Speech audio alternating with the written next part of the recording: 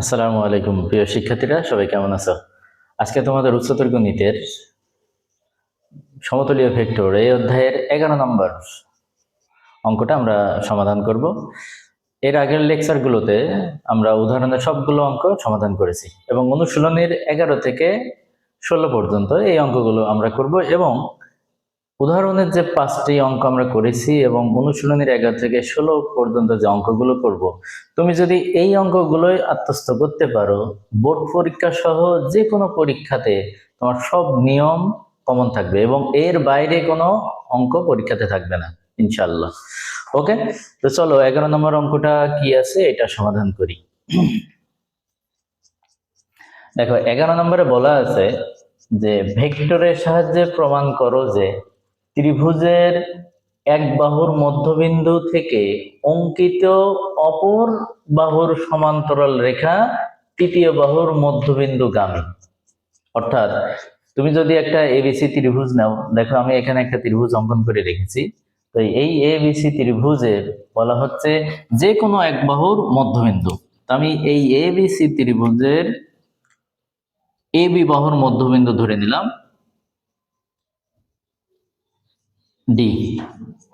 এখন বলা হচ্ছে এই এক বাহুর মধ্যবিন্দু থেকে অঙ্কিত অপর বাহুর সমান্তরাল। তার মানে এই মধ্যবিন্দু থেকে যদি আমি একটা রেখা অঙ্কন করি, তাহলে এই রেখাটা বিসি বাহুর সমান্তরাল হবে এবং ওই ত্রিভুজের তৃতীয় বাহু, এইটা এসি হলো তৃতীয় বাহু, এই তৃতীয় বাহুর ঠিক মধ্যবিন্দু দিয়েই যাবে।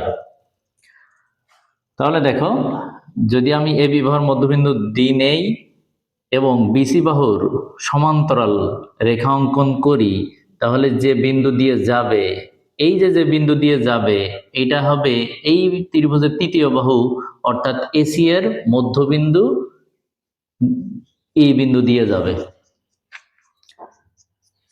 তাহলে আমার এখান থেকে প্রমাণ করতে হবে অ্যাকচুয়ালি যে ই বিন্দু এসি এর মধ্যবিন্দু। এইটা যদি আমি প্রমাণ করতে পারি,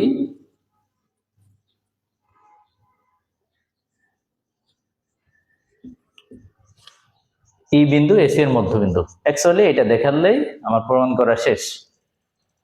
এখন আমরা তো এই চিত্র থেকে দেখতেই পারতেছি যে ডি বিন্দু থেকে যদি বিসি এর সমান্তরাল কোনো রেখা অঙ্কন করি, সেটা অবশ্যই এসি এর মধ্যবিন্দু দিয়েই যাই, দেখাই যাচ্ছে। এখন প্রমাণ করার স্বার্থে আমরা আসলে ধরে নিব যে ই বিন্দু না, আসলে এসি এর উপরে এমন একটা বিন্দু আছে যে বিন্দুটা আমি ধরে নিলাম এফ। এই ডিএফ রেখাটা অ্যাকচুয়ালি বিসি এর সমান্তরাল।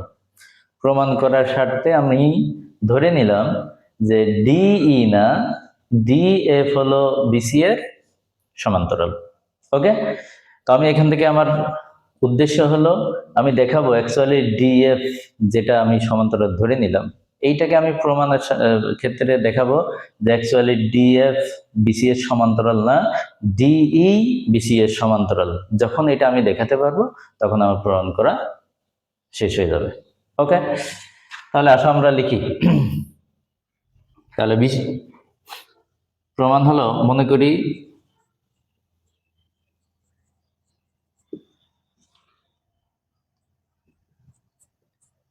এবিসি ত্রিভুজের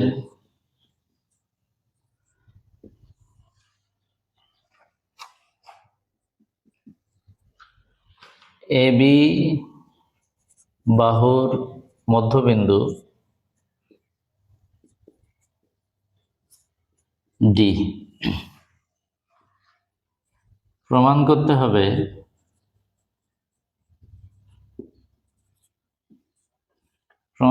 হবে যে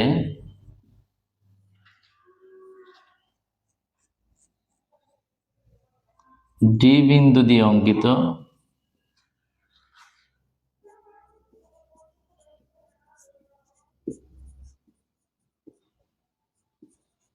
রেখা ডিই সমান্তরাল হবে বিসির এবং ই বিন্দু এসি এর মধ্যে। এসি এর মধ্যবিন্দুগামী।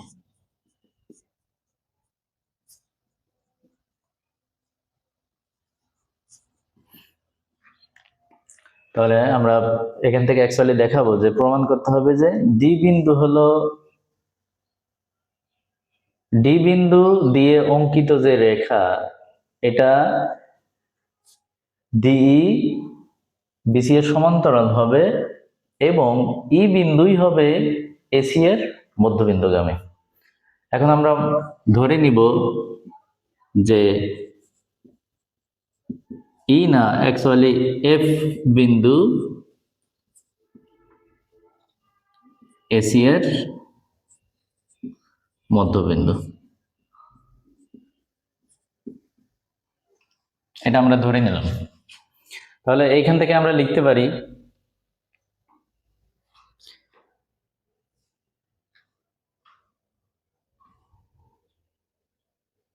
যে এডি সমান সমান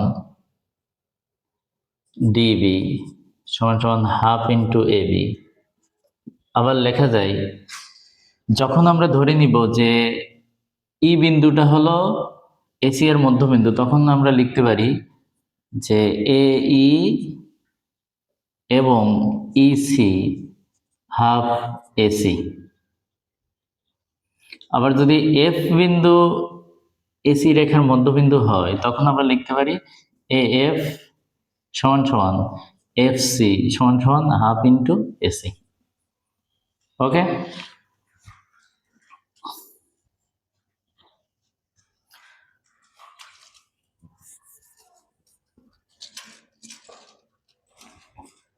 এখন আমরা ভেক্টর সাইনগুলো কিভাবে দেব, আসলে ভেক্টর সাইনগুলো দেই।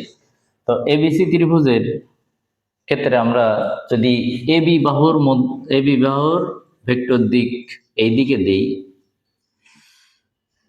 তাহলে ভেক্টর যোগের ত্রিভুজ বিধি অনুসারে এই ত্রিভুজের প্রথম বাহুর ভেক্টর চিহ্ন যদি এই দিকে দেই, দ্বিতীয় বাহুর ভেক্টর চিহ্ন একই দিকে একই সার্কেল মেনটেন করে চলবে। তৃতীয় বাহুর ভেক্টর চিহ্ন হবে এর বিপরীত। ওকে, এটা এই সার্কেল মেনটেন করে চলবে। তাহলে এ বিসি ত্রিভুজের প্রথম ভেক্টর যদি আমি এবি ধরি, তাহলে বিসি ভেক্টর দ্বিতীয় ভেক্টরের দিক একই দিকে হবে, তৃতীয় ভেক্টর এসির দিক হবে তার বিপরীত। এখন ডিই এবং ডিএফ এই দুইটা রেখার ভেক্টর চিহ্ন কোন দিকে হবে? দেখো, আমরা অ্যাকচুয়ালি এখান থেকে দেখাবো বিসি, ডিই এবং ডিএফ সবগুলো সমান্তরাল হবে। তো ভেক্টরের সমান ভেক্টরের ক্ষেত্রে আমরা 2 নম্বর যে কন্ডিশনটা পড়েছিলাম, এদের ধারক রেখা একই অথবা সমান্তরাল হবে। সুতরাং এখান থেকে আমরা এই বিসি সমান্তরাল যেহেতু হবে, তাহলে বিসি ভেক্টরের দিক যেদিকে হবে এই ডিএফ এবং ডিই এবং ডিএফ এই দুইটা ভেক্টরের দিক একই দিকেই হবে। ওকে, এখন এটা প্রমাণ করার ক্ষেত্রে জাস্ট আমরা দুইটা ত্রিভুজ ইউজ করব। একটা হলো এডিএফ, এই ত্রিভুজটা নিয়ে কাজ করব, আর একবার হলো বড় ত্রিভুজ এবিসি। এই দুইটা ত্রিভুজ নিয়ে যদি কাজ করি, আমার এটা দেখানো সম্ভব। তাহলে এখন আমি যেহেতু ভেক্টর সাইনগুলো দিয়ে ফেলেছি, তাহলে ভেক্টর সাইনগুলো দাও।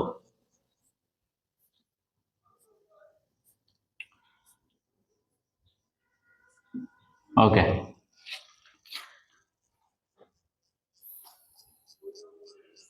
এখন আমি ত্রিভুজ এডিএফ এই ত্রিভুজের ক্ষেত্রে দেখাবো। তো এডিএফ দেখো, এখানে ভেক্টর যোগের ত্রিভুজ সূত্র অ্যাপ্লাই করা আছে। এডি ভেক্টরের দিক যেদিকে গেছে, ডিএফ ভেক্টরের দিক ওই দিকে গেছে। তাহলে এডিএফ এই ত্রিভুজের ক্ষেত্রে এডি যোগ ডিএফ সমান সমান এফ হবে। তাহলে এডি ভেক্টর যোগ ডিএফ সমান সমান এফ ভেক্টর। এখন আমি যেহেতু ডিই বা ডিএফ বিসি সমান্তরাল দেখাবো, এজন্য ডিএফ কে রেখে দিয়ে এডিকে পার করে দাও। DF AF minus AD। এখন খেয়াল করো, এই যে AF সমান সমান কত লেখা যায়? Half AC। AD সমান সমান কত লেখা যায়? AD সমান সমান লেখা যায় হাফ AB। সুতরাং এই মানগুলো বসিয়ে দাও। AF এর পরিবর্তে আমরা বসাবো half AC vector minus AD এর পরিবর্তে এখান থেকে বসানো যায় হাফ AB। ওকে,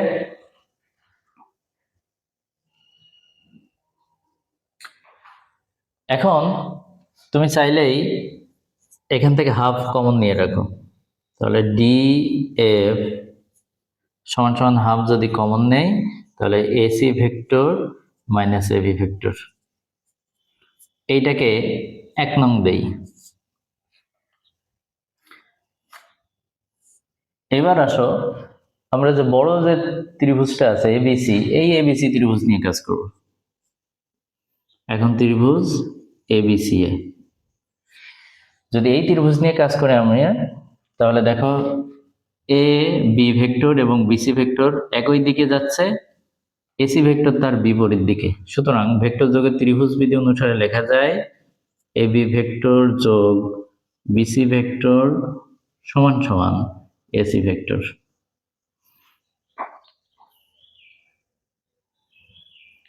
তো BC এর সমান্তরাল দেখাবো, সুতরাং BC কে রেখে দেই, BC ভেক্টরকে রেখে দিয়ে AB ভেক্টরকে পার করে দেই। AB ভেক্টর ডান পাশে আসলে বিয়োগ। এখন আমি যদি 1 নং এর সাথে এখান থেকে মান বসাতে চাই, তাহলে এখানে হাফ দিয়ে, উভয় পক্ষে হাফ দিয়ে গুণ করে দাও, তাহলে half into BC half into AC vector minus AB vector. দেখো 1 নং এর খেয়াল করো, এইটাই হলো 1 নং এর, যার মান হলো DF। সুতরাং 1 নং থেকে এইটার পরিবর্তে আমি বসাতে পারি DF, তাহলে হাফ BC ভেক্টর সমান সমান DF। তাহলে আমরা এখন পর্যন্ত যেটা দেখিয়েছি সেটা হলো BC ভেক্টরকে যদি অর্ধেক করা যায় তাহলে DF এর সমান হয়, এবং দেখাচ্ছে যেহেতু দুইটা ভেক্টর সমান আমরা প্রমাণ করতে পেরেছি, সুতরাং এখান থেকে বলা যাবে যে দুইটা ভেক্টর সমান মানে এদের ধারক রেখাও একই দিকে হবে অথবা সমান্তরাল হবে। কিন্তু আমরা এখানে চিত্র থেকে খেয়াল করি যে BC ভেক্টরের দিক এই দিকে যাচ্ছে আর DF ভেক্টরের দিক যাচ্ছে অন্যদিকে। সুতরাং এই দুইটা ভেক্টরের দিক একই দিকে নয়। সমান ভেক্টরের কনসেপ্ট থেকে আমরা বলতে পারি দুইটা ভেক্টর সমান হলে এদের দিক একই দিকে হয়, কিন্তু এদের দিক একই দিকে না। BC ভেক্টর এই দিকে যাচ্ছে আর DF ভেক্টর অন্যদিকে যাচ্ছে। সুতরাং আমরা বলতে পারি অ্যাকচুয়ালি এখান থেকে এই হাফ BC এবং DF এটা সমান ভেক্টর নয়, কারণ এদের দিক একই দিকে নয়। সুতরাং আমরা বলতে পারি যে DF এই রেখাটা BC এর সমান্তরাল হতে পারে না। অতএব F বিন্দুটা যদি E বিন্দুর সাথে এসে মিশে যায়, তখন এই DE রেখাটাই BC এর সমান্তরাল হবে। তার মানে আমাদের এখান থেকে যে লজিকটা উল্লেখ করতে হবে সেটা হলো, আমরা এখান থেকে দেখতেছি যে এই দুইটা সমান ভেক্টর, কিন্তু এদের দিক একই দিকে না। তাহলে আমরা এখান থেকে বলতে পারি যে DF এই ভেক্টর সমান ভেক্টর দেখাচ্ছে, কিন্তু DF অ্যাকচুয়ালি BC এর সমান্তরাল না।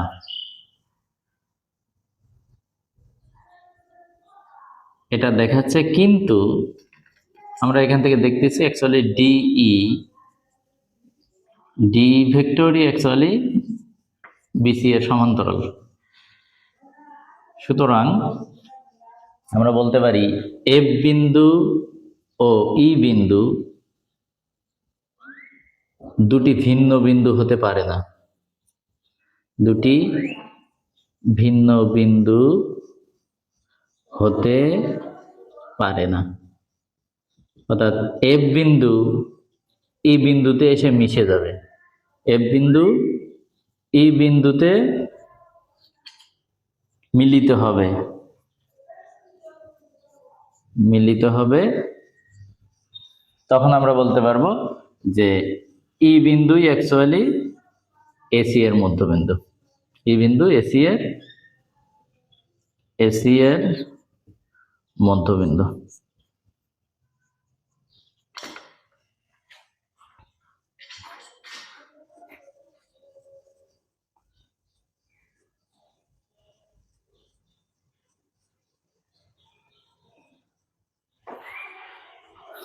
তাহলে দেখো যে এফ বিন্দুটা এইটা বিসি এর ডিএফ, এই ভেক্টরটা বিসি এর সমান্তরাল হতে পারে না।